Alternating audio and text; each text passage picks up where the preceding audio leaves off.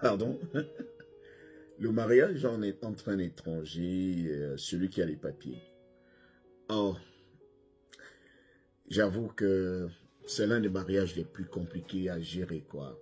C'est-à-dire, des deux côtés, hein, je ne peux pas jeter l'anathème, je ne peux pas jeter directement le tort sur celui qui a les papiers, parce que celui qui a les papiers attend aussi certains résultats.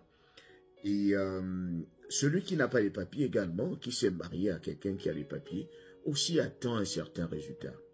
Et du coup, vous deux, vous observez.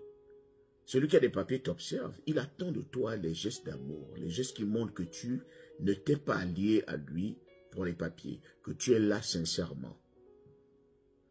Et celui qui n'a pas les papiers aussi veut voir des gestes qui prouvent que cette personne va réellement rester ferme sur sa décision, c'est-à-dire m'accompagner jusqu'au bout pour que nous vivions ensemble. Je vous ai dit, c'est la relation la plus compliquée parce que imagine lorsque tu étais dans ton pays, si tu es un homme, tu aimais un certain genre de femme. C'est-à-dire, il y avait certaines femmes qui ne t'attiraient pas. Mais lorsque tu arrives ici, tout devient beau à tes yeux. C'est-à-dire, toutes les femmes deviennent belles, qu'elles aient de la forme ou pas, qu'elles soient des skinny ou pas, parce que tu deviens handicapé émotionnellement. Tu deviens un peu handicapé, tout devient beau pour toi. Il en est de même pour les femmes. Lorsqu'elles arrivent ici et si elles sont dans une situation un peu inconfortable, c'est-à-dire sur le plan social, elles n'ont pas de papier, le standard va forcément baisser. Au pays, je ne regardais pas ce genre d'homme. Mais maintenant, il paraît beau à mes yeux. Parce que je n'arrive plus à trier. Tu n'as pas trop de choix.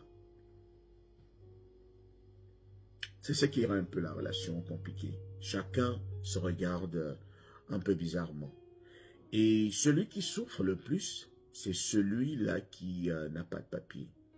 Parce qu'il aura une double fonction. Il aura tendance à vouloir jouer son rôle et jouer le rôle de celui qu'il a épousé.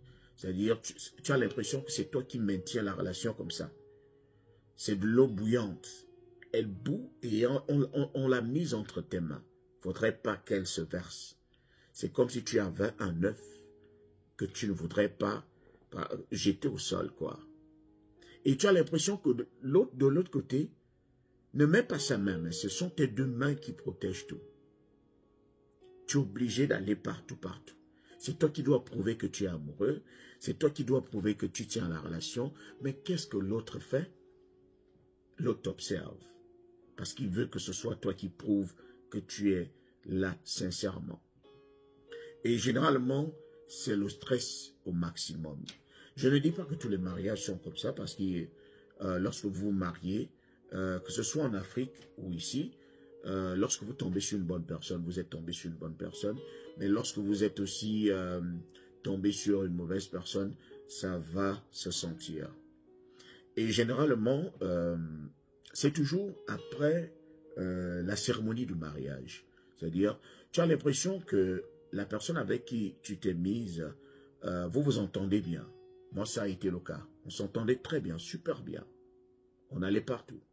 Mais une fois que le mariage avait été célébré, boum, c'était un 8 septembre.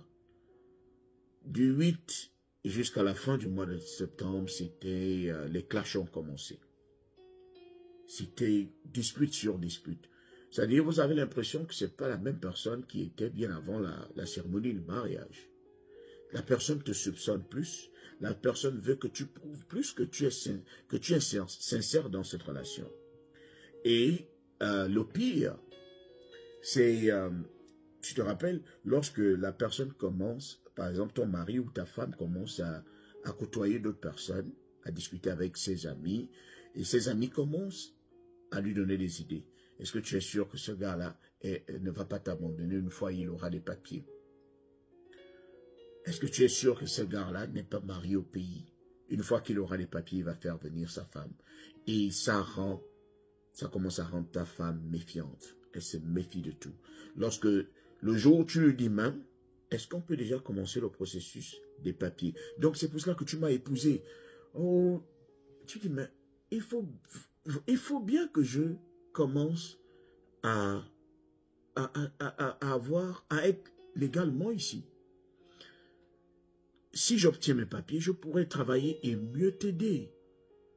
On pourra mieux vivre. On va chercher un bel appartement. Je vais m'occuper du loyer, je vais m'occuper de ceci. Mais je ne peux pas le faire si j'ai des mains liées. Du coup, la personne ne te fait plus confiance. Et moins elle te fait confiance, plus tu passes par le stress. Parce que tu vas commencer à te dire, je ne sais plus ce que la personne là me veut. Et c'est encore plus grave si vous tombez sur quelqu'un qui est bipolaire. C'est-à-dire du jour, aujourd'hui, avant que vous ne dormiez, vous vous entendiez. Mais une fois que la personne se réveille, tu as l'impression que tu as dormi à côté d'une lionne sans savoir.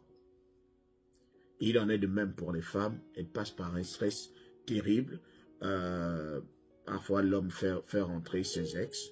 Il vient avec ses ex à la maison, ou il dort, il découche. Il sait que tu n'as pas de compte il n'a pas de compte à te rendre. Si tu lui demandes des comptes, il dit, bon, si tu n'es pas contente, hein, il va falloir partir. Mais il sait que tu es déjà allé loin. Vous êtes déjà au milieu. Donc, émotionnellement parlant, ça va être lourd. Pour la femme, ça arrive à se voir. La femme arrive à montrer qu'elle a été affectée par une certaine relation. Mais pour l'homme, avec notre orgueil, même si on peut être plus affecté que la femme, on aura du mal, on aura un peu honte à l'admettre qu'on a été malmené par une femme. Quand, par exemple, une femme nous a chassés de la maison, et c'est ce qui arrive généralement ici, moindre dispute, on te dit de prendre ton petit sac. Généralement, on met toujours ton petit sac prêt. On te le fout à la porte. Et puis, c'est à toi de te débrouiller.